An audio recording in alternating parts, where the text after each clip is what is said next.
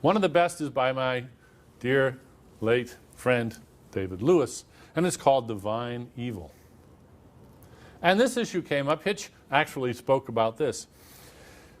Lewis develops the following argument. I'm just going to give you the barest bones of it. The Christian God, he points out, is a God of judgment and punishment. Vengeance is mine, saith the Lord. In fact, eternal punishment for unrepentant sinners and disbelievers, if you read the Bible literally, as Hitch said. And at least in North Korea, you get to die. It's not eternal punishment. But in heaven or in hell, it's eternal. It's this infinite pain. That seems to be the implication of the Christian Bible. Well, that's nasty, as Richard has said.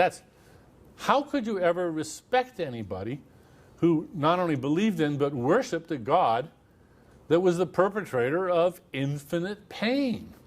It's so unproportional to whatever your crime is. An eternity of suffering. This is just outrageous.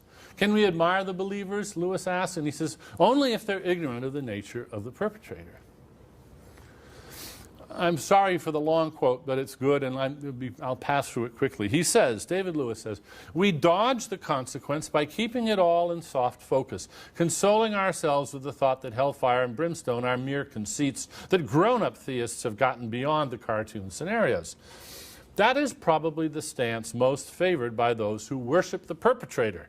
Starting from their trust in God, they suppose that there must be some nice version of the story, one that will not literally end with billions of damned souls writhing in eternal agony. Non-believers have been able to excuse their religious friends on the grounds that they're probably not clear-headed about the commitments of their worship. How could you condone that your friend worshipped such an evil perpetrator? He very usefully compares this God with Hitler. We can think of them as good people who have not seen the perpetrator's dark side. In bringing the problem of divine evil to their attention, David Lewis says slyly, I am presenting them with a choice they have previously avoided. And then he ends with a lovely punchline. I may be making it impossible for myself to admire many whom I have previously liked and respected. That is part of the dynamic of this issue, is that if we push hard, as we should, on our friends and those we admire and respect, we may awkwardly find ourselves in the position of no longer being able to admire and respect those that we have previously thought rather well of, now that we've removed their confusion and imposed this knowledge on them.